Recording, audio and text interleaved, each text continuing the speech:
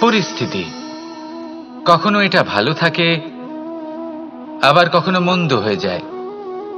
কখনো এই পরিস্থিতি আমাদের পক্ষে থাকে, আর কখনো এই পরিস্থিতি অনুযায়ী আমাদের চলতে হয়। কোনো বিকল্প থাকে না। কিন্তু যখনই এই পরিস্থিতি খারাপ হয়ে যায়, তখন কি করা উচিত সেই প্রশ্ন মনে জেগে ওঠে। পরিস্থিতি যখন প্রতিকূল হয়, তখন আমরা কিছু হারালে তা হারিয়ে ফেলি, ঠিক আছে, কিন্তু যা বাকি আছে সেটা আমরা আগলে রাখতে পারি। পরিস্থিতিকে সামলে রাখার চেষ্টা আমরা অবশ্যই করতে পারি, শুধু সেটুকুই আমাদের হাতে রয়েছে। কিন্তু এর থেকেও বড় সমস্যা আছে, অহংকার। কখন প্রবেশ করে আমরা জানতেও পারি না।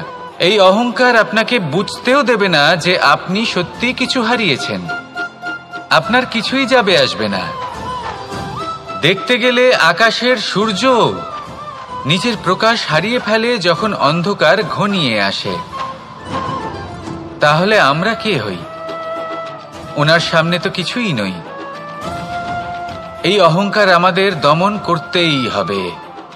এটা বিশ্বাস করতে হবে যে এই সমগ্র সৃষ্টিতে আমরা শুধুমাত্র একটা কণা, তার থেকে বেশি আর কিছুই নয়। বিশ্বাস করতে হবে যে আমরা ততটাও বড় নই যে কখনোই কিছুই হারাবো না। এবার যেদিন এই জ্ঞান আপনি আত্মস্থ করে নিজের আচরণ পাল্টাবেন, মনে রাখবেন সেই দিনই অহংকারকে দমন করতে আপনি পথে অগ্রসর হয়ে পড়েছেন।